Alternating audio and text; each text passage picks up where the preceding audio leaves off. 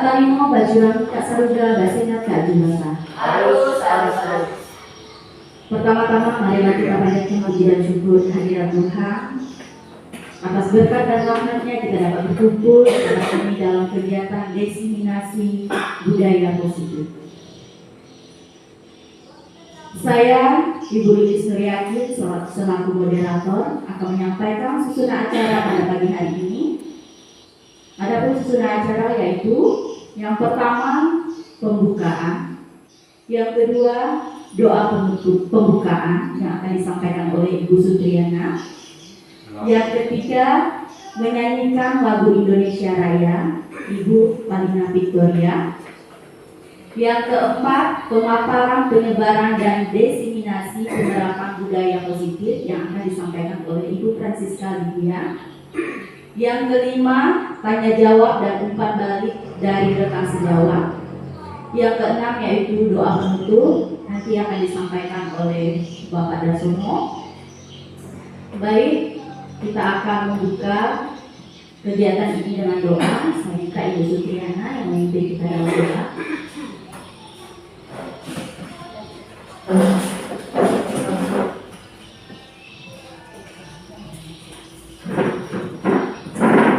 Baik Bapak Ibu, sebelum kita mulai kegiatan kita pada hari ini, mari kita awali dengan doa. Bagi yang beragama Katolik, mari kita angkat tangan dan mengucapkan Tuhan kita Yesus Kristus dalam nama Bapa dan Putra dan Roh Kudus. Ya Bapa di surga, kembali kami mengucap syukur dan terima kasih atas segala berkat penyertaan-Mu kepada kami. Hingga pada saat ini, Engkau masih boleh mengizinkan kami untuk melakukan pertemuan ini pada saat ini. Ya Bapa di surga, berkatilah kami semua yang berada di sini agar kami bisa melaksanakan tugas kami dengan baik, terutama untuk Ibu Kepala Sekolah kami nanti yang akan menyampaikan beberapa hal kepada kami. Bapa di surga, segala doa dan permohonan ini kami serahkan ke dalam tangan-Mu melalui perantaraan Putra-Mu Tuhan kami Yesus Kristus yang hidup dan berkuasa kini dan sepanjang segala abad. Amin.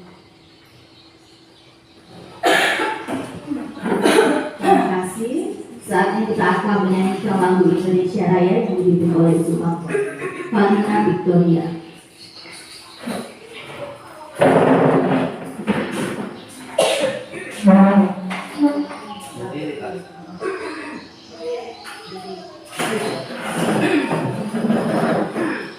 Hiduplah Indonesia Raya, Indonesia.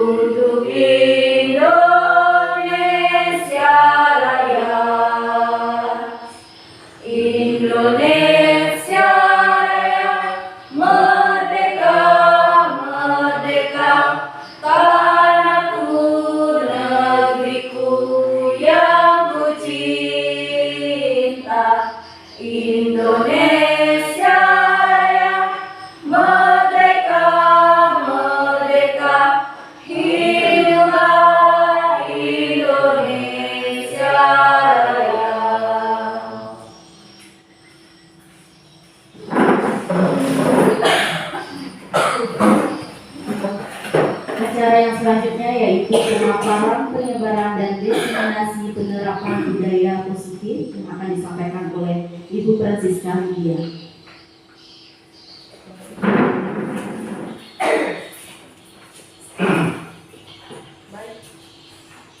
Baik, terima kasih atas kesempatan yang diberikan kepada saya. Yang terhormat Bapak Ibu Dewan Guru SDN 29 Tebing Tinggi, terima kasih atas kehadirannya pada pagi hari ini. Adapun hal yang akan saya sampaikan pada pagi hari ini yaitu tentang aksi nyata dari 1.4 diseminasi budaya positif PGP Angkatan 10 dari SDN 29 Tebing Tinggi Kabupaten Langkat. Sebelum kita menggali budaya positif lebih lanjut, kita akan membahas tentang budaya positif menurut filosofi Ki Hajar Dewantara. Tujuan pendidikan menurut KHD adalah untuk menuntut anak-anak agar mencapai keselamatan dan kebahagiaan yang tinggi, baik sebagai individu maupun sebagai bagian dari masyarakat. Dari tujuan pendidikan ini, kita sebagai pendidik banyak hal yang harus kita lakukan. Anak diibaratkan benih yang disemai oleh petani. Seperti seorang petani yang merawat biji tumbuhan, pendidik harus memberi perhatian dan bimbingan kepada anak-anak agar mereka dapat tumbuh dan berkembang dengan baik. Meskipun anak diberi kebebasan, pendidik memiliki peran sebagai pemandu atau pembimbing agar mereka tidak kehilangan arah. Ki Hajar Dewantara juga menekankan pentingnya tetap terbuka terhadap perubahan dan menggali potensi kultural Indonesia sebagai sumber belajar. Pendidikan bertujuan untuk menebalkan kekuatan kodrat anak dan membantu mereka memperbaiki perilaku mereka untuk menjadi manusia seutuhnya. Ini menunjukkan bahwa anak bukanlah kertas kosong yang diisi oleh sesuai keinginan orang dewasa. Selanjutnya yaitu budaya positif.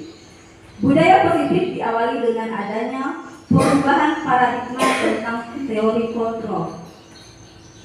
Paradigma itu sendiri adalah konsep dasar atau landasan berpikir diri seorang pendidik.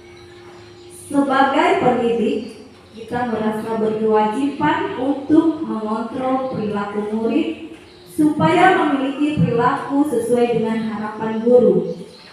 Dengan adanya kontrol dari guru, maka akan terjadi keselarasan yang seimbang sehingga akan tercipta budaya positif. Budaya positif itu sendiri adalah kebiasaan-kebiasaan baik yang dilakukan sekolah. Jika budaya positif di sekolah bisa diterapkan dengan melalui pembiasaan untuk para murid, maka akan tercipta lingkungan belajar yang positif, sehingga akan membuat murid bisa berekspresi, berkolaborasi, dan belajar dengan maksimal. Dengan pembiasaan yang konsisten kepada murid akan membentuk karakter positif di dalam diri anak yang perlu dikembangkan secara maksimal juga. Pengembangan budaya positif dapat menumbuhkan motivasi intrinsik dalam diri anak untuk menjadi pribadi yang bertanggung jawab dan berbudi pekerti luhur serta akhlak mulia. Sekolah diibaratkan sebagai tanah tempat bercocok tanam, sehingga guru harus mengusahakan sekolah menjadi lingkungan yang menyenangkan, menjaga dan melindungi murid dari hal-hal yang tidak baik. Dengan demikian, karakter murid tumbuh dengan baik. Sebagai contoh, murid yang tadinya malas menjadi semangat. Bukan kebalikannya, murid akan mampu menerima dan menyerap suatu pembelajaran bila lingkungan di sekelilingnya terasa aman dan nyaman. Selama seseorang merasakan tekanan-tekanan dari lingkungannya, maka proses pembelajaran akan sulit terjadi. Dengan demikian, salah satu tanggung jawab seorang guru adalah bagaimana menciptakan suatu lingkungan positif yang terdiri dari warga sekolah yang saling mendukung, saling belajar, saling bekerja sama, sehingga tercipta kebiasaan-kebiasaan baik. Dari kebiasaan-kebiasaan baik akan tumbuh menjadi karakter-karakter baik warga sekolah. Dan pada akhirnya, karakter-karakter dari kebiasaan-kebiasaan baik akan membentuk sebuah budaya positif.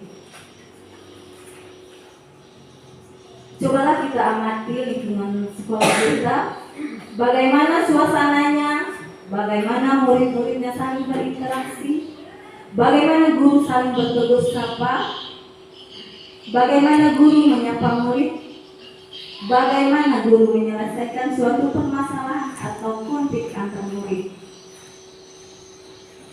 Suasana atau budaya yang berkembang di sekolah kita saat ini secara tidak langsung menjadi cermin dari tujuan mulia atau nilai-nilai yang sekolah atau institusi ada anut dan yakini selama ini.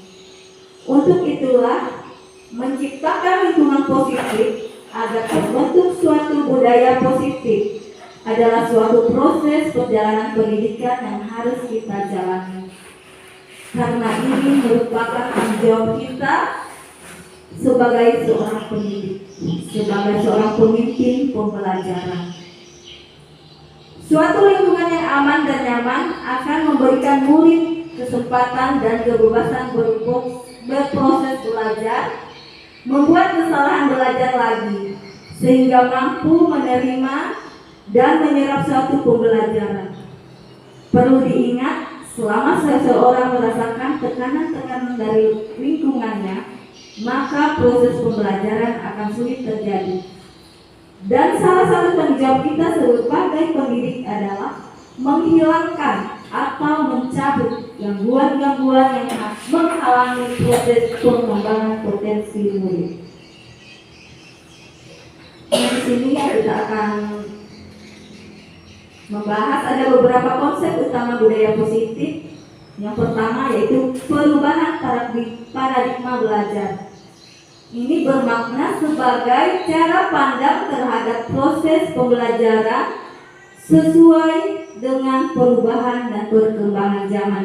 Artinya, proses pembelajaran yang kita lakukan saat ini tidak sama dengan yang dahulu waktu kita SD ya, pasti berubah. Dari segi media, alat-alat yang kita pakai. Zaman dulu kita tidak pernah menggunakan laptop atau apa, tapi sekarang karena perubahan zaman dan perkembangan zaman kita bisa menggunakan laptop dalam pembelajaran. Terus yang kedua, di satu sisi siswa sangat dominan pengaruhnya terhadap proses pembelajaran. Dengan demikian, kita sebagai pendidik memberikan kesempatan kepada siswa untuk lebih aktif dalam proses pembelajaran. Hal inilah yang disebut sebagai pembelajaran yang berpusat kepada siswa.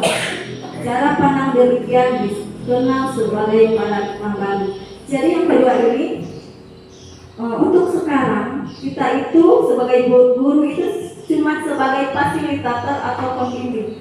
Jadi pembelajaran itu harus berpusat pada murid atau berpusat kepada siswa. Apapun yang dilakukan siswa, tapi dalam hal positif kita wajib mendukungnya. Kita wajib membimbing siswa ke arah yang lebih baik lagi. Terus yang ketiga, perubahan paradigma ini menuntut guru untuk menerapkan model-model pembelajaran di luar ceramah, sehingga mendorong para siswa untuk aktif, kreatif, dan kritis dalam proses pembelajaran. Artinya di sini, dulu saya juga pernah waktu pertama mengajar banyak melakukan ceramah. Jadi guru itu sebagai model atau dia yang menyampaikan sendiri tapi tidak mau tahu apa yang dilakukan siswa. Untuk sekarang proses pembelajaran itu harus menggunakan model atau metode bermacam-macam. Ceramah itu rasanya kurang efektif untuk dilakukan saat ini. Jadi untuk pembelajaran saat ini itu yang lebih efektif itu siswa yang aktif dalam melakukan pembelajaran. Nah, yang kedua adalah disiplin positif. Nah, Bapak Ibu, di sini ada pertanyaan pemantik. Apakah kata disiplin sama artinya dengan disiplin positif? Sama atau tidak? Pengertian kata disiplin sama artinya dengan disiplin positif.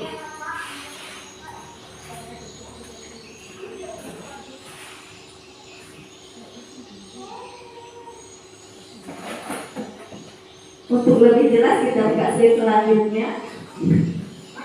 Nah, di sini ada perbedaan arti kata disiplin dan disiplin positif. Kata disiplin sering dihubungkan dengan hukuman. Artinya, misalnya jika anak-anak melakukan kesalahan, berarti dia tidak disiplin, maka biasanya dihukum, disuruh membersihkan WC atau dihukum memungut sampah atau segala macam.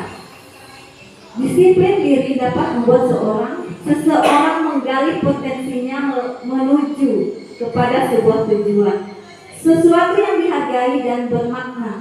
Dengan kata lain, disiplin diri juga mempelajari bagaimana cara kita mengontrol diri dan bagaimana menguasai diri untuk memilih tindakan yang mengacu pada nilai-nilai yang kita hargai.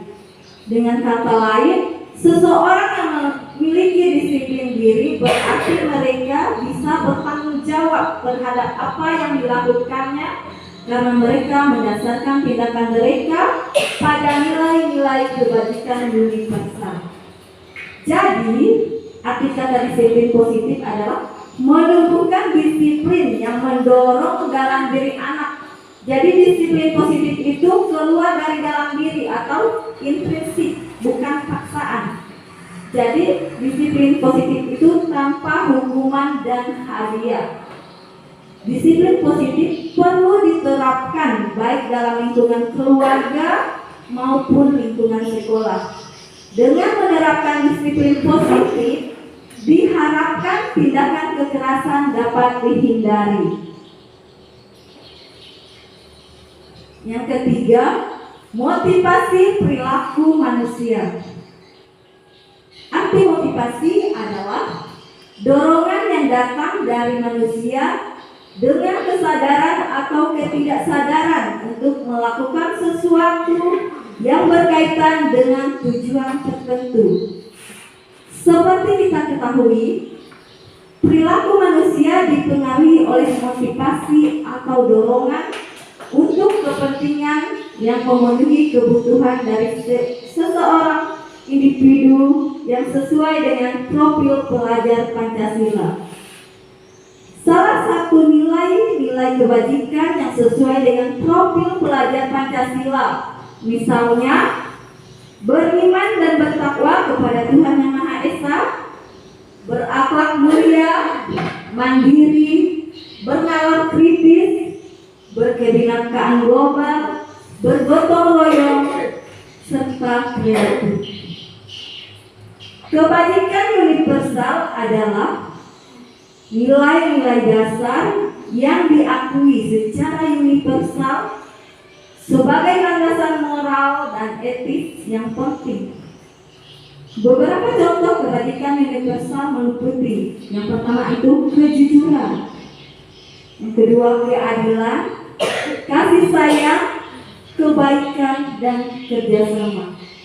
Menerapkan kebajikan universal dalam budaya positif di sekolah dasar negeri 29 Tering Tinggi dapat membantu menumbuhkan nilai-nilai yang penting dalam pembentukan karakter siswa. Ini juga mengajarkan siswa untuk menghargai perbedaan dan mendorong tindakan yang baik. Yang keempat ada kebutuhan dasar manusia. Ada 5 kebutuhan dasar manusia.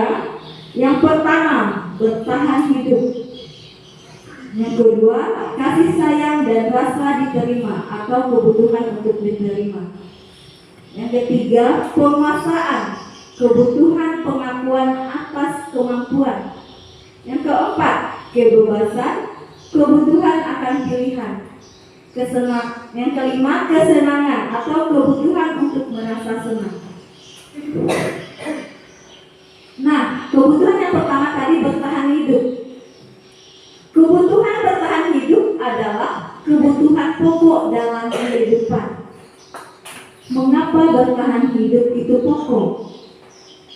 Ya ialah ngapain coba hidup kalau tidak mencoba bertahan hidup. Kalau tidak bertahan hidup ya pasti kita mati. Orang-orang yang bunuh diri adalah contoh orang yang tidak mementingkan lagi kebutuhan bertahan hidup. Dalam pandangan saya, mereka adalah orang-orang yang sudah berputus asa dengan kehidupan. Kebutuhan bertahan hidup disebut juga survival, adalah kebutuhan yang bersifat fisiologis untuk bertahan hidup. Misalnya, kebutuhan akan kesehatan, akan rumah, akan makanan, dan lain sebagainya. Lalu apa sih contoh kebutuhan bertahan hidup itu? Masih banyak. Misalnya di situ kita makan, ada minum. Ya, makan minum adalah satu contoh kebutuhan yang harus kita penuhi untuk dapat bertahan hidup. Yang kedua, kebutuhan akan kasih sayang dan rasa diterima. Kebutuhan kasih sayang dan rasa diterima adalah kebutuhan psikologis, kebutuhan fisik kita. Kebutuhan disayangi dan diterima meliputi kebutuhan akan hubungan dan koneksi sosial. Kebutuhan untuk memberi dan menerima kasih sayang dan kebutuhan untuk merasa menjadi bagian dari suatu kelompok. Kebutuhan ini juga meliputi untuk tetap terhubung dengan orang lain, seperti teman, keluarga, pasangan hidup, teman kerja, atau ada yang suka dengan binatang peliharaan, dan kelompok di mana kita tergabung. Anak-anak yang memiliki kebutuhan dasar kasih sayang dan rasa diterima yang tinggi biasanya ingin disukai dan diterima oleh lingkungannya. Mereka juga akrab dengan orang tuanya. Biasanya mereka belajar karena suka pada gurunya. Nah, pasti ada kan anak-anak yang senang belajar karena suka dengan cara gurunya mengajar. Bagi mereka, teman sebaya sangatlah penting. Mereka juga biasanya suka bekerja dalam kelompok. Yang ketiga, kebutuhan pengakuan dan kemampuan atau penguasaan. Kebutuhan ini berhubungan dengan kekuatan untuk mencapai sesuatu, menjadi kompeten, menjadi terampil, diakui atas prestasi dan keterampilan kita, didengarkan dan memiliki rasa harga diri. Kebutuhan ini meliputi kebutuhan untuk dianggap berharga, bisa membuat perbedaan, bisa membuat pencapaian, kompeten, diakui dan dihormati. Anak-anak yang memiliki kebutuhan dasar akan penguasaan yang tinggi biasanya selalu ingin menjadi pemimpin. Mereka ingin menonjolkan diri. Misalnya dalam pemilihan ketua kelas, ada saja anak yang mengusulkan dirinya untuk menjadi ketua kelas. Itulah salah satu contoh penguasaan atau kebutuhan pengakuan. Mereka juga suka mengamati sebelum mencoba hal baru dan merasa kecewa bila melakukan kesalahan. Mereka juga biasanya rapi dan sistematik dan selalu ingin mencapai yang terbaik. Dan yang keempat yaitu kebutuhan akan pilihan atau kebebasan. Kebutuhan untuk bebas adalah kebutuhan akan kemandirian, otonomi, memiliki pilihan dan mampu mengendalikan arah hidup seseorang. Untuk anak-anak Untuk kebebasan ini masih jarang ya, kebebasan atau pilihan itu misalnya pada usia 17 tahun ke atas, anak-anak sudah bisa memilih atau kebebasan apa yang akan dia lakukan. Jadi anak-anak dengan kebutuhan kebebasan yang tinggi menginginkan pilihan. Mereka perlu banyak bergerak, suka mencoba hal-hal baru, tidak terlalu terpengaruh orang lain, dan sedang mencoba hal baru dan menarik. Kebutuhan untuk merasa senang atau kesenangan. Kebutuhan akan kesenangan adalah kebutuhan untuk mencari kesenangan, bermain dan tertawa. Bayangkan hidup tanpa kesenangan apapun betapa menyedihkan. Nah, pada teori Glaser menghubungkan kebutuhan akan kesenangan dengan belajar. Saat mereka bermain, mereka mempelajari keterampilan hidup yang penting. Manusia tidak berbeda. Anak-anak dengan kebutuhan dasar kesenangan yang tinggi biasanya ingin menikmati apa yang dilakukan. Mereka juga bisa berkonsentrasi tinggi saat mengerjakan hal yang disenangi. Mereka suka berpermainan dan suka mengoleksi barang, suka bergurau, suka melucu, dan suka menggemaskan. Bahkan saat mereka bertingkah laku buruk, mereka masih terlihat lucu. Poin yang kelima itu adalah posisi kontrol restitusi. Pengertian restitusi. Restitusi adalah proses di mana murid yang melakukan kesalahan diberikan kesempatan untuk memperbaiki kesalahannya dan memulihkan dampak negatif dari tindakannya.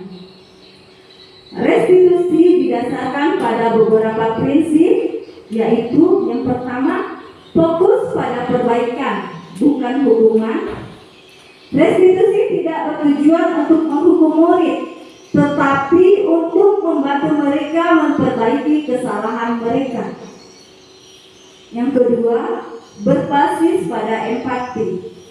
Restitusi mendorong murid untuk memahami dampak negatif dari tindakan mereka terhadap orang lain. Yang ketiga, kolaboratif. Proses restitusi melibatkan murid, korban, dan orang dewasa yang relevan. Yang keempat itu fleksibel. Restitusi dapat disesuaikan dengan kebutuhan murid dan situasinya. Ada 5 posisi kontrol yang akan kita bahas. Yang pertama itu sebagai penghukum, yang kedua sebagai pembuat merasa bersalah, yang ketiga sebagai teman, yang keempat sebagai pemantau, dan yang kelima sebagai manajer. Nah, sekarang kita akan membahas seorang pendidik sebagai penghukum. Seorang penghukum bisa menggunakan hukuman fisik maupun verbal. Orang-orang yang menjalankan posisi penghukum senantiasa mengatakan bahwa sekolah memerlukan sistem atau alat yang dapat lebih menekan pada murid-murid lebih dalam lagi. Penghukum biasanya menggunakan nada suara tinggi, bahasa tubuhnya atau mata melotot, dan jari menunjuk-nunjuk menghadap. Misalnya, guru-guru yang menerapkan posisi penghukum akan berkata, "Patuhi aturan saya," atau "awas," atau "kamu selalu saja salah," atau bisa "selalu, pasti selalu yang terakhir selesai." Misalnya ada siswa yang terlambat lagi, pasti terlambat lagi, selalu datang terlambat. Kapan bisa datang tepat waktu?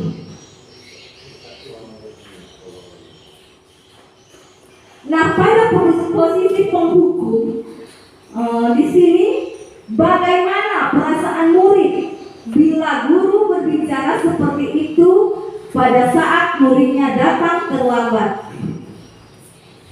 Dari hasil yang tadi, pada posisi ini anak akan marah dan mendendam atau bersikap agresif. Bisa jadi sesudah kembali duduk, murid tersebut akan mencoret-coret bukunya atau meja tulisnya. Nah, lebih buruk lagi jika siswa dihukum sepulang sekolah. Bisa jadi murid melihat motor atau mobil pak gurunya, dia akan atau menggores kendaraan pak gurunya karena dendam setelah dihukum, atau menusuknya dengan paku atau bagaimana. Ini biasanya dilakukan oleh anak-anak SMP atau SMA. Setelah dihukum dia akan mendendam pada gurunya. Nah, untuk B, pembuat merasa bersalah. Pada posisi ini biasanya guru akan bersuara lebih lembut. Pembuat rasa bersalah akan menggunakan keheningan yang membuat orang lain merasa tidak nyaman, bersalah atau rendah diri. Pembuat merasa bersalah biasanya nada suaranya memelas, halus, sedih, bahasa tubuh dan merapat pada anak atau agak-agak dilesukan badannya. Biasanya kata-kata yang keluar dengan lembut akan seperti ini. Ibu sangat kecewa sekali dengan kamu. Atau berapa kali Bapak harus memberitahu kamu ya. Jadi suaranya itu dilembut-lembutkan. Terus gimana coba kalau orang tua kamu tahu kamu berbuat begini? Kamu ini bagaimana ya? Kamu sudah berjanji dengan ibu tidak akan terlambat lagi. Kamu kenapa ya senang sekali mengecewakan ibu? Ibu benar-benar kecewa sekali. Ini adalah untuk pembuat merasa bersalah. Bagaimana perasaan murid bila ditegur seperti dengan cara yang tadi? Nah, hasilnya murid akan merasa bersalah. Bersalah telah mengecewakan ibu atau bapak gurunya. Murid akan merasa menjadi orang yang gagal dan tidak sanggup membahagiakan orang lain. Kadangkala sikap seperti ini lebih berbahaya dari sikap penghukum, karena emosi akan tertanam rapat di dalam murid menahan perasaan. Tidak seperti murid dengan guru penghukum, di mana murid bisa menumpahkan amarahnya walaupun dengan cara negatif. Murid tertekan seperti inilah yang tiba-tiba bisa meletus amarahnya dan bisa menyakiti diri sendiri atau orang lain.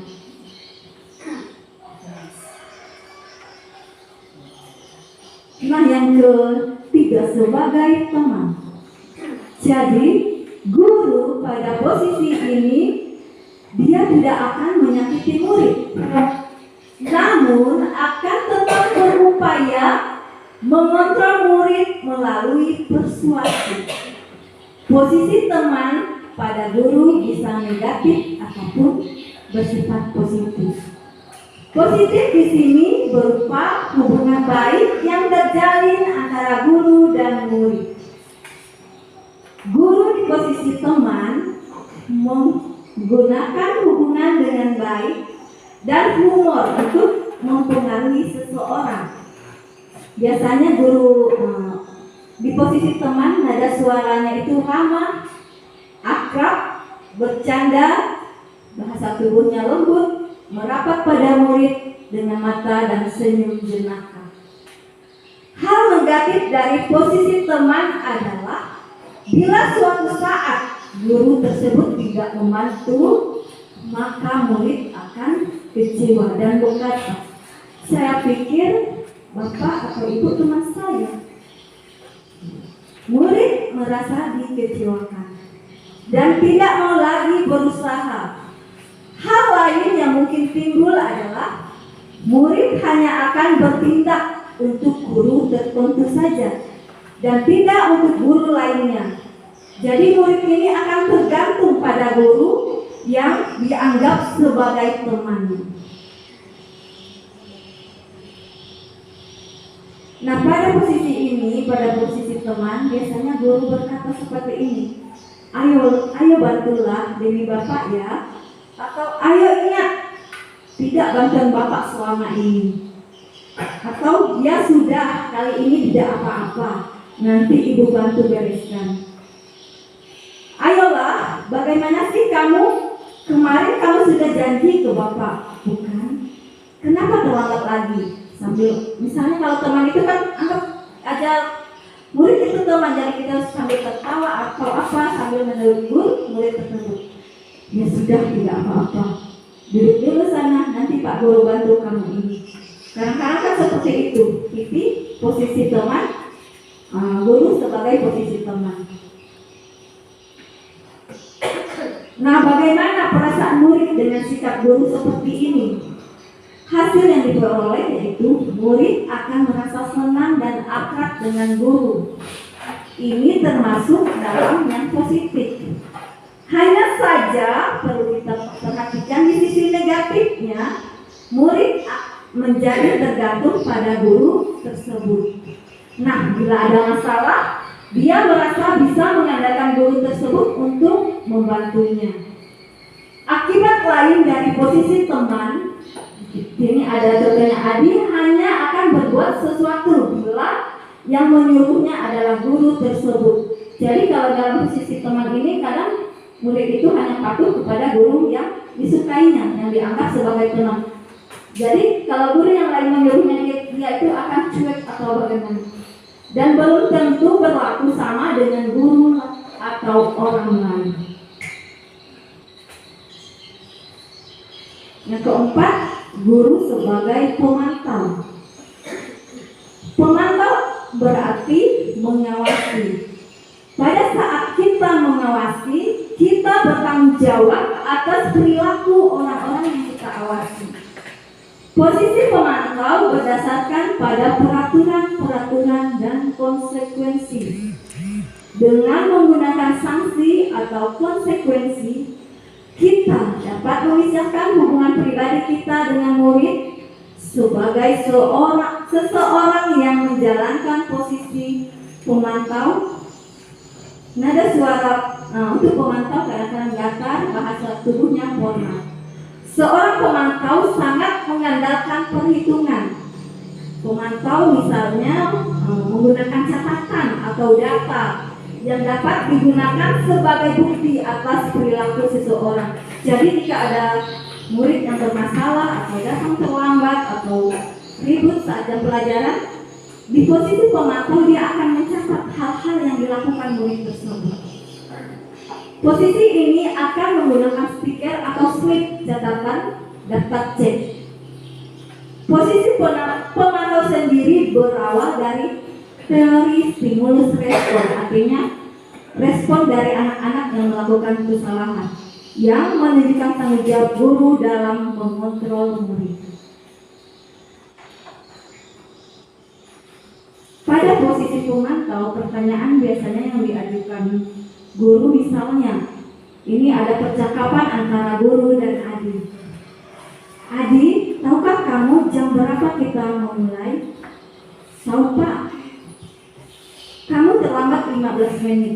Apakah kamu sudah mengerti konsekuensi yang harus dilakukan bila terlambat? Jawab Adi, paham Pak. Saya harus tinggal kelas pada jam istirahat dan mengerjakan tugas ketertinggalan saya. Ya benar, nanti pada saat jam istirahat kamu harus tinggal di kelas untuk menyelesaikan tugas yang tertinggal tadi. Dan biasanya Bapak bilang, saya tunggu di kantor nanti ya. Bagaimana perasaan murid diperlakukan seperti ini? Dari hasilnya, murid memahami konsekuensi yang harus dijalankan karena telah melanggar salah satu peraturan sekolah. Guru tidak menunjukkan suatu emosi yang berlebihan, menjadi marah atau membuat merasa berbuat salah.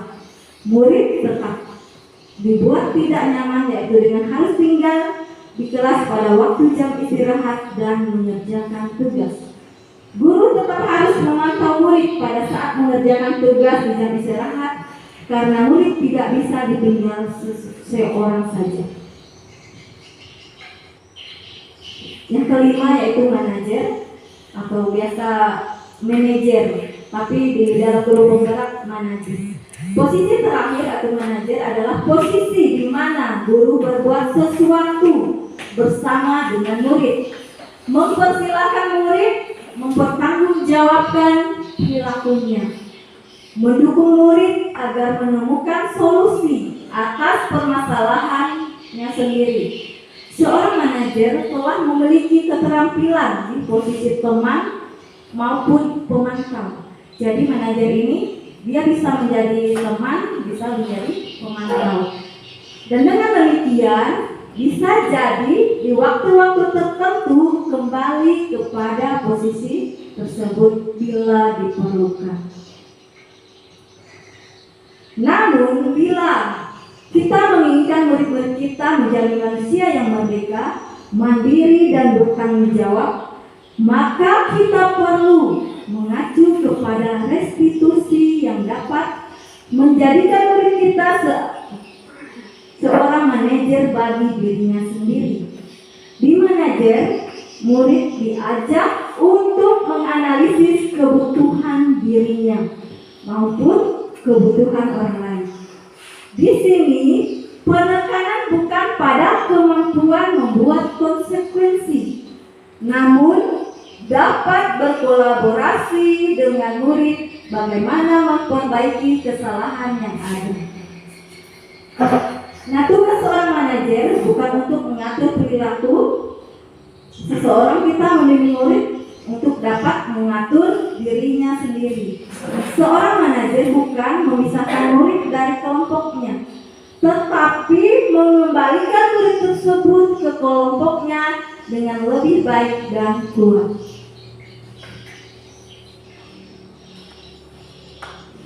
Bisa jadi dalam praktek penerapan disiplin sehari-hari kita akan kembali dari ke posisi teman atau pemantau. Karena murid yang ditangani belum siap diajak berdiskusi atau diundang melakukan restitusi. Namun perlu disadari tujuan akhir dari 5 posisi kontrol sebagai seorang guru adalah mencapai posisi manajer. Jadi kita diharapkan sebagai guru itu bukan sebagai penghukum. Dulu-dulu kita kalau murid salah selalu dihukum. Ternyata setelah mempelajari modul ini ikut CGP, saya mulai ternyata itu salah. Jadi tujuan akhir itu ternyata sebagai manajer, bagaimana kita menyikapi permasalahan yang ada pada murid dengan tidak melakukan hukuman fisik atau hukuman yang mengganggu emosinya. Nah, di mana posisi inilah murid dapat menjadi pribadi yang mandiri, merdeka dan bertanggung jawab atas segala perilaku dan sikapnya, yang pada akhirnya dapat menciptakan lingkungan yang positif, nyaman dan aman. Untuk manajer sendiri biasanya suaranya nadanya tulus, bahasa tubuhnya tidak kaku. Untuk berbicara kadang dia mendekat sambil merangkul murid. Seorang manajer akan berkata, misalnya, ini ada percakapan lagi antara Adi dan guru. Adi, apakah kamu mengetahui jam berapa sekolah dimulai? Tahu Bu, jam 7. Ya, jadi kamu terlambat. Kira-kira bagaimana kamu akan memperbaiki masalah ini? Saya bisa menanyakan teman saya Bu untuk mengejar tugas yang tertinggal. Baik, itu bisa dilakukan. Apakah besok akan ada masalah untuk kamu agar bisa hadir tepat waktu di sekolah? Tidak Bu, saya bisa hadir tepat waktu. Baik, saya hargai usahamu untuk memperbaiki diri. Nah, di sini dari percakapan ini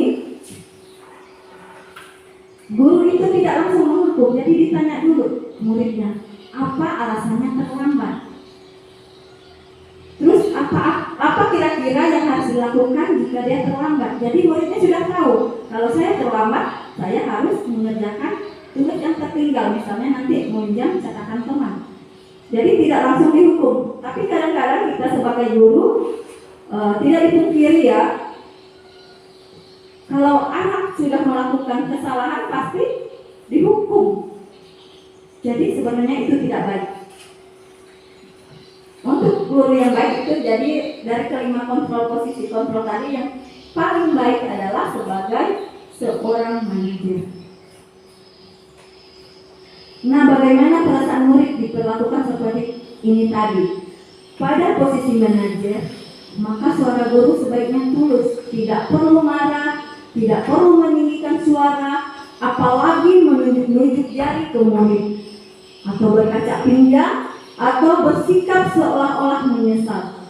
Nampak sedih sekali akan perbuatan murid, atau bersunda gurau menempatkan diri sebagai teman murid.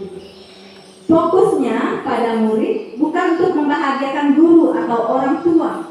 Murid sudah mengetahui adanya suatu masalah dan sesuatu perlu terjadi.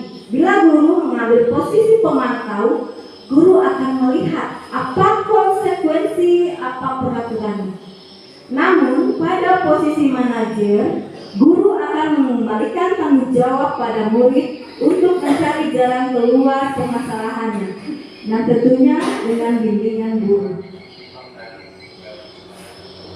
Nah, di sini ada tabel 5 posisi kontrol restitusi. Di situ ada motivasi, guru berbuat baik, guru berkata, dan misalnya motivasi eksternalnya ada. Motivasi intrinsik eksternal artinya motivasi yang datang dari luar, dari teman, dari orang tua, dari guru. Kalau motivasi intrinsik itu motivasi yang keluar dari dirinya. Nah, motivasi eksternal itu ada identitas gagal, perilaku kontrol negatif, ada sebagai penghukum, membuat orang merasa bersalah, juga ada teman dan pemantau. Tapi untuk motivasi intrinsik itu kontrol dirinya manajer.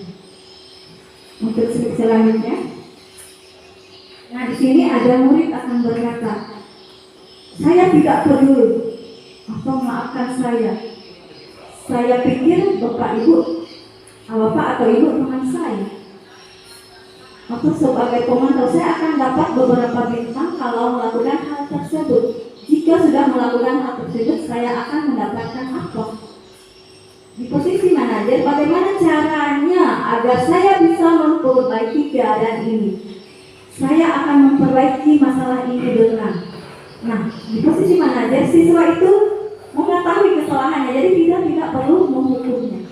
Nah, dampak pada murid, kalau di posisi penghukum, dia akan mengulangi kesalahannya berulang kali, perilaku menjadi agresif. Terus di posisi sebagai merasa bersalah, murid akan merasa rendah diri, merasa gagal dan tidak berharga. Di posisi teman, tergantung, tidak mandiri dan tidak bisa memutuskan apa yang harus dilakukan.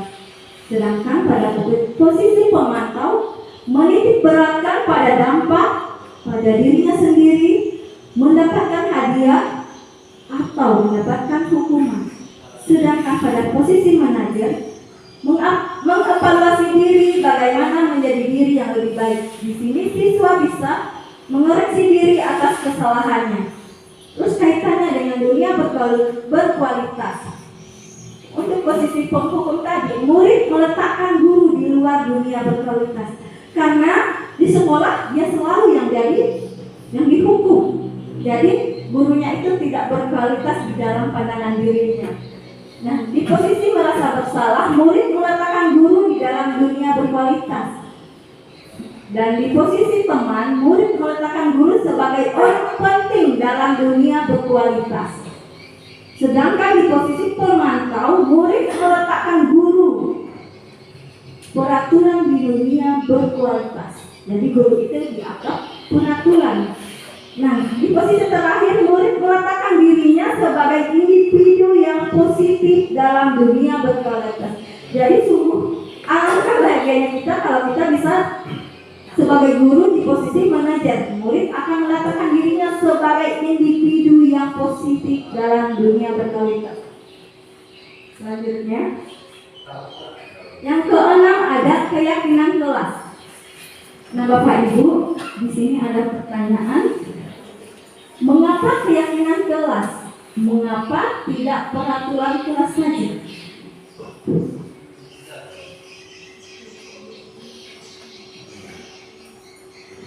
Jadi sebelum kita menjawab yang pertanyaan di atas, coba kalian perhatikan untuk pertanyaan-pertanyaan berikut.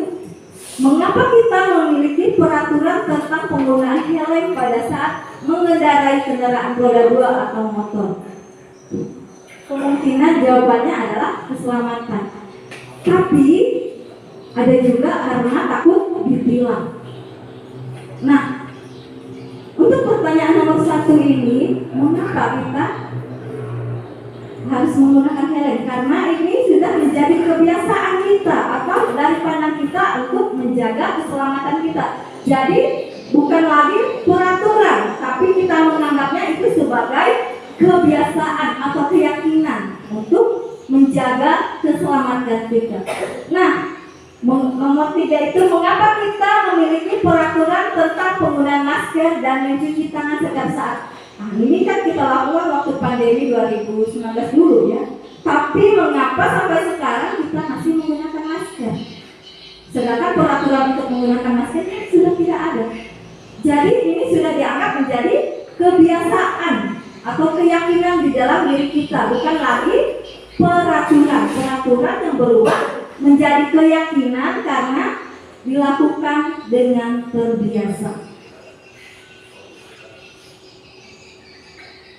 Nilai-nilai keselamatan atau kesehatan inilah yang kita sebut sebagai suatu keyakinan, yaitu nilai-nilai kebajikan universal yang disepakati secara tersirat dan tersurat, lepas dari latar belakang suku, negara, bahasa maupun agama.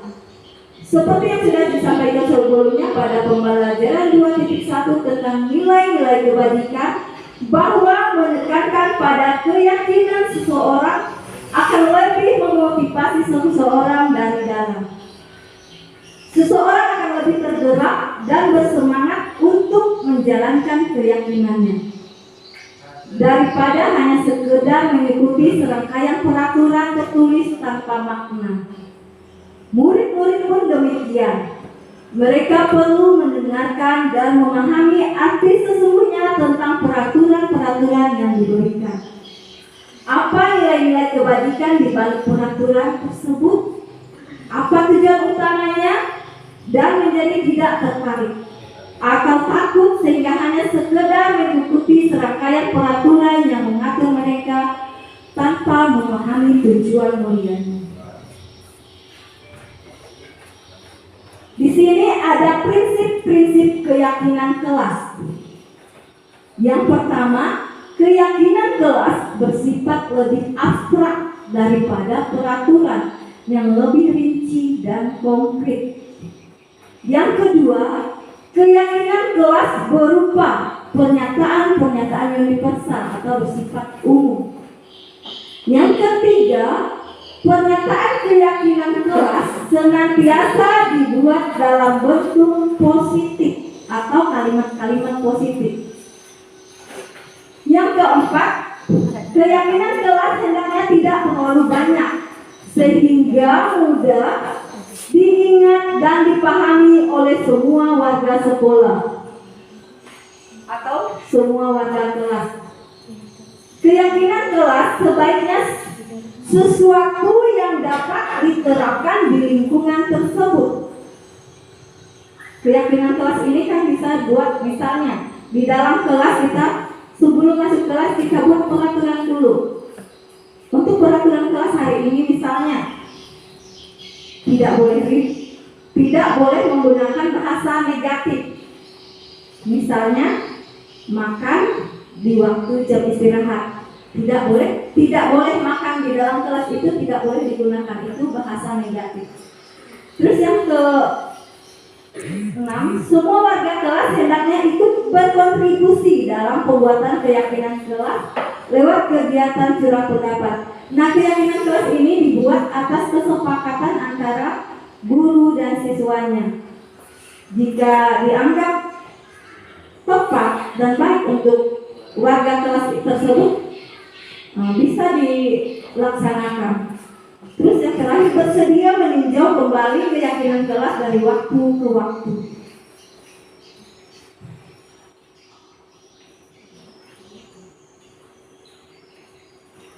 Nah, ini ada contoh keyakinan kelas yang bisa diterapkan di kelas.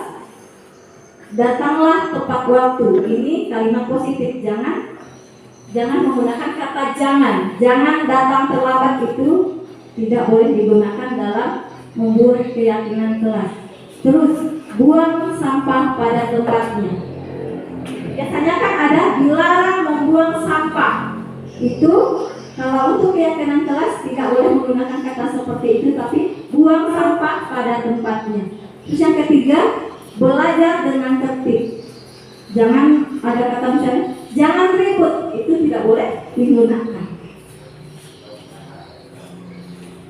Nah, Bapak Ibu perhatikan kalimat di bawah ini. Di sini ada hukuman atau konsekuensi. Kalimat pertama, Andi berlari mengelilingi lapangan sebanyak 3 kali. Kalimat kedua, waktu jam pelajaran penjaskes, Andi berlari mengelilingi lapangan sebanyak 3 kali. Manakah yang hukuman atau manakah yang konsekuensi?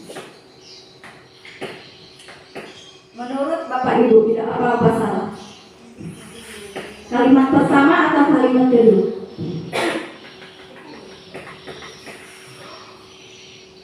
Kita buka slide selanjutnya.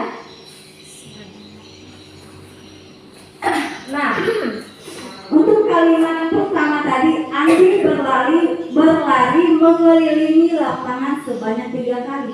Berarti ini hukuman. Berarti dia melakukan kesalahan. Makanya dia disuruh berlari di lapangan. Terus yang kedua, waktu jam pelajaran penjaskes, Andi berlari mengelilingi lapangan sebanyak 3 kali. Kan ini disebut konsekuensi karena dia jam pelajaran olahraga. Ini perbedaannya ya Bapak Ibu ya. Hukuman dengan konsekuensi. Yang ketujuh, ada segitiga restitusi. 3 sisi dari segitiga restitusi.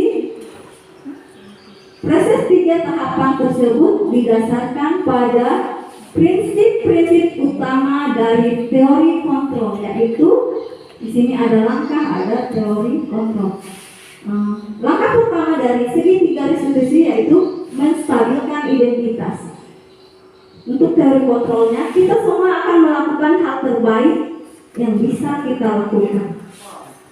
Yang kedua, validasi tindakan yang salah. Semua perilaku memiliki alasan. Yang ketiga, menanyakan keyakinan kelas. Kita semua memiliki motivasi internal. Selanjutnya, restitusi adalah pendekatan yang mempromosikan tanggung jawab, pertobatan, dan perbaikan. Dalam konteks pendidikan, segitiga restitusi adalah alat yang efektif dalam menangani siswa bermasalah. Ini melibatkan 3 langkah: menetapkan tanggung jawab, meminta pertobatan, dan memperbaiki kerusakan. Praktik segitiga restitusi memberikan siswa peluang untuk memahami konsekuensi tindakan mereka, belajar dari kesalahan mereka, dan memperbaiki hubungan dengan komunitas sekolah.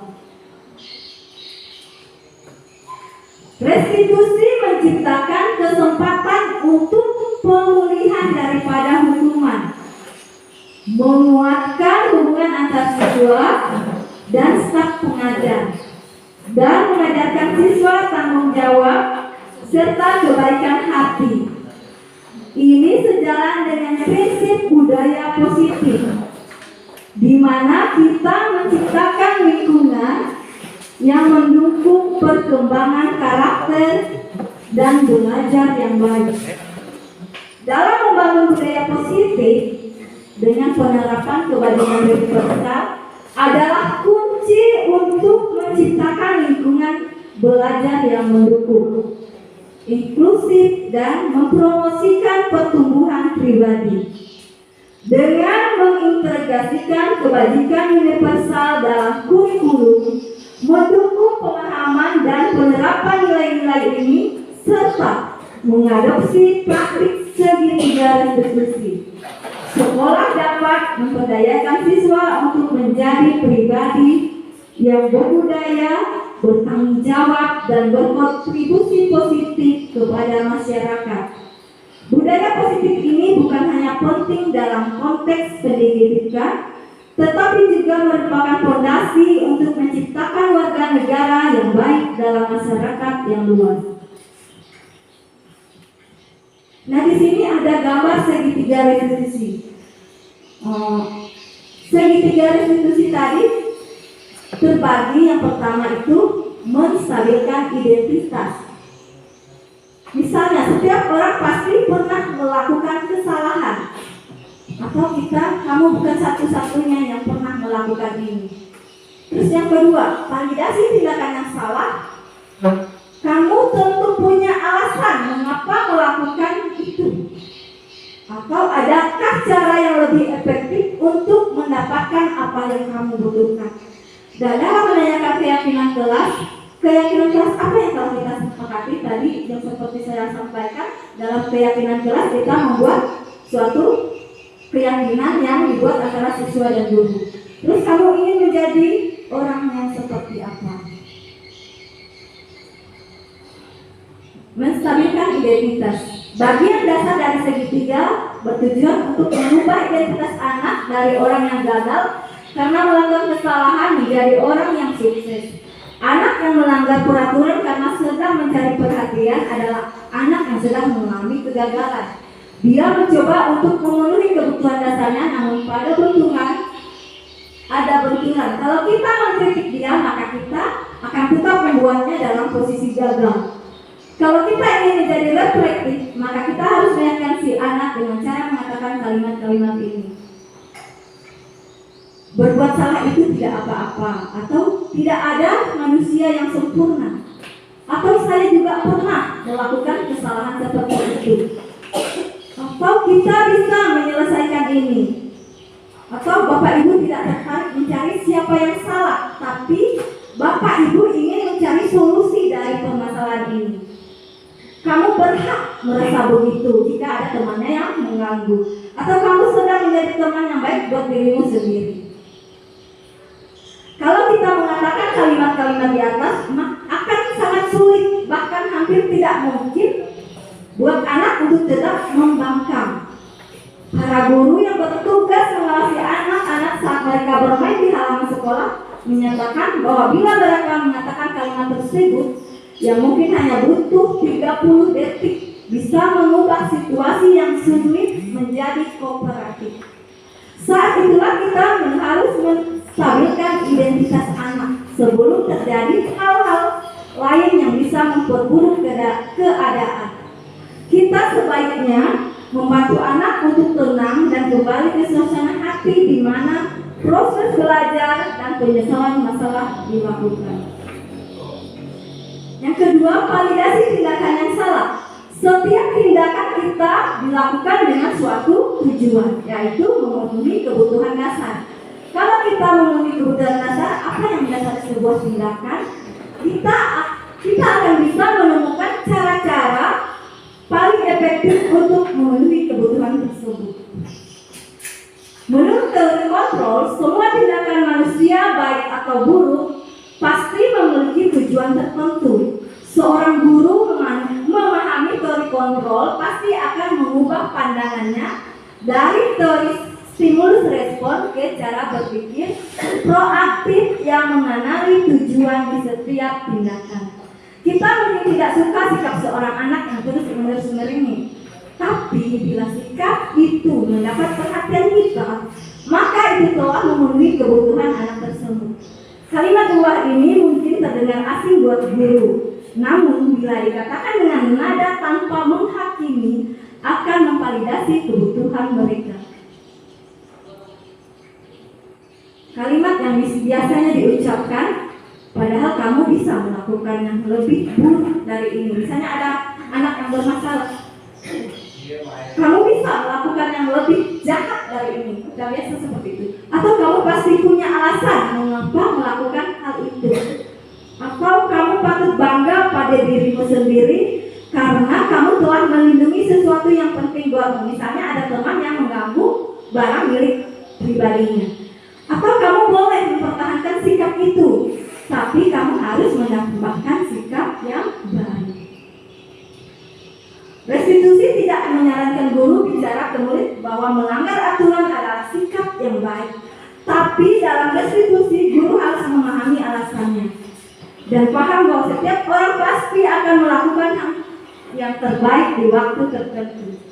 Sebuah pelanggaran atau seringkali memenuhi kebutuhan anak akan penguasaan atau power, walaupun sering bertabrakan dengan kebutuhan yang lain, yaitu kebutuhan kasih sayang dan rasa diterima, atau bahasa Inggrisnya love and belonging. Kalau kita tidak tolak anak yang sedang berbuat salah, dia akan tetap menjadi bagian dari masalah. Namun bila kita memahami alasannya melakukan sesuatu, maka dia akan merasa dipahami. Para guru telah menerapkan strategi ini, mengatakan bahwa anak-anak yang tadinya tidak terjangkau menjadi lebih terbuka pada mereka. Strategi ini menguntungkan bagi murid karena guru akan berada dalam posisi siswa dan karena itu akan memiliki perspektif yang berbeda. Menanyakan keyakinan. Teori kontrol menanyakan keyakinan menyatakan bahwa kita pada dasarnya termotivasi secara internal. Ketika identitas sukses telah tercapai, yaitu tadi stabilitas identitas, dan tingkah laku yang salah telah divalidasi, yang divalidasi tindakan yang salah, maka anak akan siap untuk dihubungkan dengan nilai-nilai yang dia percaya dan berpindah menjadi orang yang dia inginkan. Pertanyaan-pertanyaan di bawah ini menghubungkan keyakinan anak dengan keyakinan kelas atau keluarga. Yang pertama, apa yang kita percaya sebagai kelas atau keluarga? Apa nilai-nilai umum yang kita telah sepakati? Apa bayangan kita tentang kelas yang ideal? Kamu mau jadi orang yang seperti apa? Penting untuk menanyakan ke anak kehidupan seperti apa nantinya mereka inginkan. Apakah kamu ingin menjadi orang yang sukses, bertanggung jawab, atau bisa dipercaya? Kebanyakan anak akan mengatakan iya, tapi mereka tidak tahu bagaimana caranya menjadi orang seperti itu. Nah, sebagai guru kita dapat membantu dengan bertanya seperti apa jika mereka menjadi seorang seperti itu. Ketika anak sudah mendapat gambaran yang jelas tentang orang seperti apa yang mereka inginkan, guru dapat membantu anak-anak tetap fokus pada gambaran. Dalam hal ini kita diharapkan bisa menjadi contoh atau teladan bagi anak-anak yang ingin mencari gambaran jati dirinya untuk masa depan. Nah, akhirnya kita sampai pada sesi terakhir, yaitu terima kasih, bergerak, tergerak, menggerakkan. Terima kasih atas waktunya. Selanjutnya saya serahkan kepada moderator.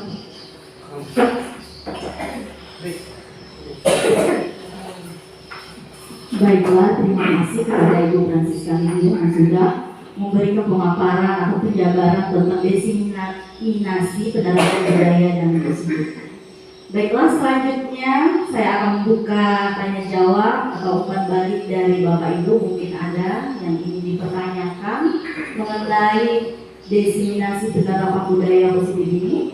Waktu dan tempatnya saya persilakan. Ya, Bapak Murni. Ya, baik, terima kasih. Tadi ada pemaparan dari Ibu tentang masalah disiplin atau disiplin diri. itu dari awal sampai akhir itu kalau memang benar kita laksanakan seperti itu sangat baik sekali. Namun karena kita di lapangan ini dalam kasusnya itu berbeda-beda dengan anak, kan disiplin, ada disiplin diri. Kalau disiplin itu tadi kita tahu disiplin itu mengacu kepada aturan atau hukuman, nah disiplin. Nah kemudian ada lagi yang kita dengar tadi sedikit tentang masalah metode. Kalau kita dulu itu kan bermacam-macam metode, ada metode ceramah, tanya jawab, pemberian tugas, apa segala macam. Itu tadi di dalam yang Ibu sampaikan itu kita diharapkan untuk mengurangi atau menghilangkan metode ceramah. Nah, tadi saya dengar juga kalau metode ceramah ini saya tahu sedikit. Itu sebenarnya metode ceramah ini tidak bisa kita hilangkan atau tidak bisa kita kurangkan. Kenapa? Karena menurut hemat kita apapun yang kita akan jelaskan itu menggunakan kalimat atau kata-kata perintah, itu termasuk salah satu metode ceramah. Nah, yang akan saya tanyakan di sini mengenai masalah restitusi. Tadi restitusi itu adalah proses di mana murid yang melakukan kesalahan. Nah, kesalahan artinya diberikan suatu hukuman. Nah, hukuman kesempatan untuk memperbaiki kesalahan yang negatif. Nah, pertanyaan saya, bagaimana cara kita menyelesaikan permasalahan yang ada pada anak dengan menggunakan segitiga restitusi? Nah, itu pertanyaan saya. Demikian, terima kasih. Waktu dan tempat kami.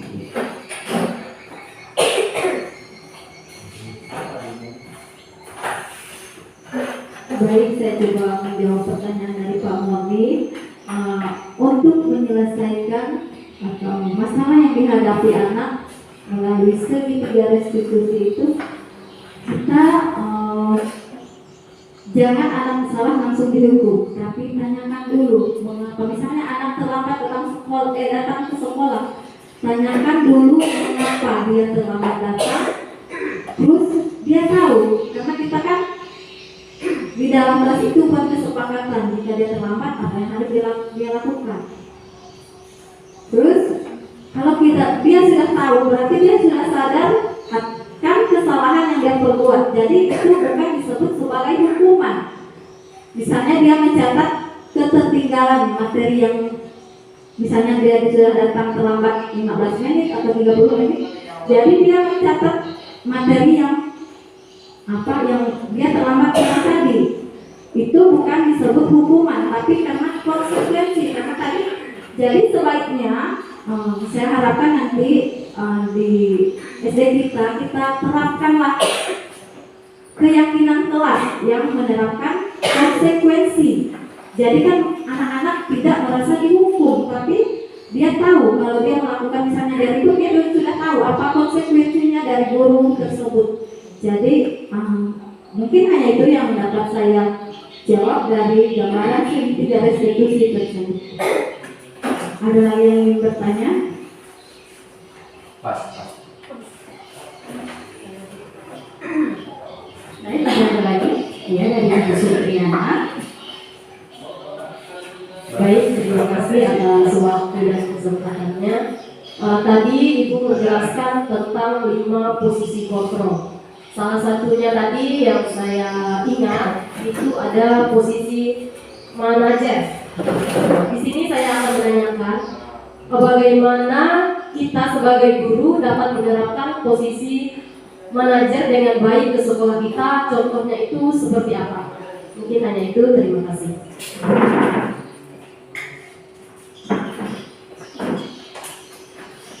Baik, kan dalam posisi manajer itu adalah posisi terakhir ya.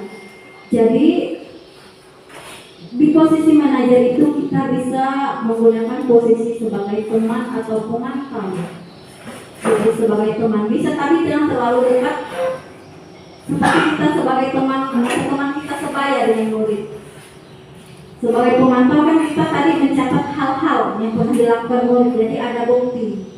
Jadi untuk menjadi posisi manajer itu kita harus melalui tahapan menjadi teman dan sebagai pemantau dulu. Itu. Terima kasih.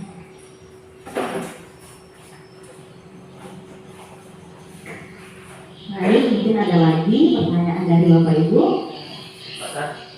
Pak Darsono, baik, kalau tidak ada, ada ya. Dari Pak Darsono, tidak ada. Iya. Baik, pertanyaannya saya tutup. Iya. Oke, baiklah, pertanyaannya kita tutup. Kita akan mengakhiri kegiatan ini dan kita akhiri dengan doa. Untuk doa penutup saya minta Ibu Sutriana.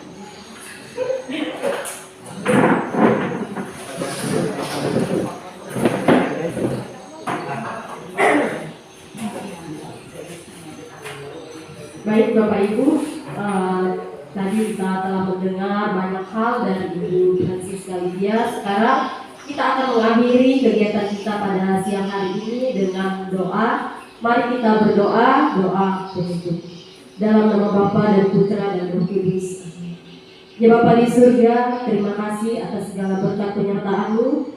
Dari awal pertengahan hingga berakhirnya kegiatan kami pada siang hari ini, Engkau selalu melindungi memberkati kami sehingga semuanya dapat berjalan dengan baik.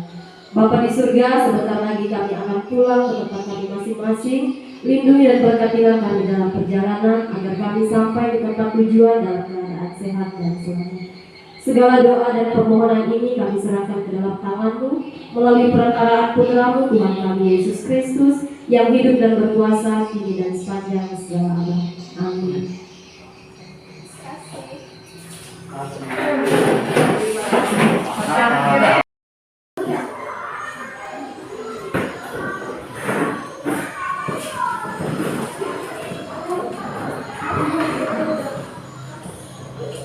Apa yang kamu lakukan, Fit?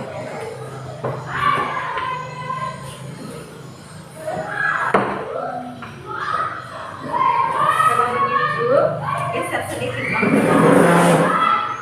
Udah, sekarang boleh kalian kerja kemana ya? Masukin. Selamat siang. Silakan duduk. Apa kabarmu hari ini? Kamu tahu alasan ibu memanggilmu?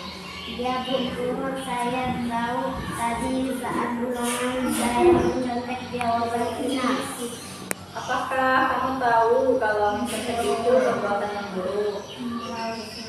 Ya kalau kamu tahu, berarti tadi kamu melakukan kesalahan. Semua orang juga pasti melakukan kesalahan, itu juga pernah, tapi dengan melakukan kesalahan kita harus memperbaikinya ya. Nah, selanjutnya coba ceritakan mengapa tadi kamu bisa mencontek. Saya main game di HP Guru sampai malam dan saya ketiduran. Oh begitu. Karena keasikan main game, jadi kamu lupa belajar. Iya, Kamu masih ingat tentang keyakinan kelas yang kita buat? iya Bu, harus jujur. Iya. Apakah tadi waktu kamu mencontek itu sudah melakukan kejujuran? Belum ya, iya. Kejujuran itu sangat penting buat kita supaya kita menjadi pribadi yang dipercaya. Sekarang apa yang harus kamu lakukan agar tidak mencontek? Mengerjakan sesuai dengan kemampuan sendiri Bu. Belajar Ibu Guru. Iya. Untuk tidak mencontek itu harus mengerjakannya sesuai kemampuan kita. Kita juga harus belajar. Itu benar sekali apa yang kamu lakukan. Dapatkan. Nah, kalau sekarang kan sudah tahu apa yang harus dilakukan. Kapan kamu akan memulai? Apa yang kamu akan katakan tadi? Mulai hari ini Bu Guru. Iya, bagus sekali. Jadi, Ibu ulangi lagi. Dalam menyelesaikan ulangan kita tidak boleh mencontek. Jadi harus belajar dengan baik. Ibu harap kamu bisa